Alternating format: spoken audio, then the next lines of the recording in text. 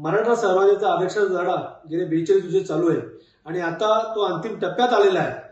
मनोज जरांगे पाटलांनी सांगितलेलं आहे की आता 288 उमेदवार आपल्याला द्यायचे, कारण जोपर्यंत मराठा सत्तेत जात नाही, देणार होत नाही, तोपर्यंत मराठाला न्याय मिळणार नाही। आणि म्हणून रायगड जिल्ह्यामध्ये 7 विधानसभा मतदारसंघ आहेत, 7ही विधानसभा आम्ही लढवण्यासाठी तयार आहोत। मनोज जरांगे पाटलांच्या आदेशानुसार आम्ही निवडणूक लढणार आणि मराठा रायगड जिल्ह्याचा जागरूक आहे आणि या निवडणूक आम्ही जिंकणारच, जिंकण्यासाठीच लढणार आहोत। म्हणून 7 विधानसभा लढणार आणि आमच्याकडे उमेदवारांची यादी जो तयार आहे।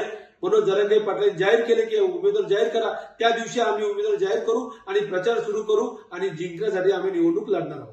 धडक बेधडक वृत्त देणाऱ्या आपल्या शिवसत्ता टाइम्स न्यूज चॅनलला लाल बटन दाबून सबस्क्राईब करा आणि बेल आयकॉनला क्लिक करायला विसरू नका।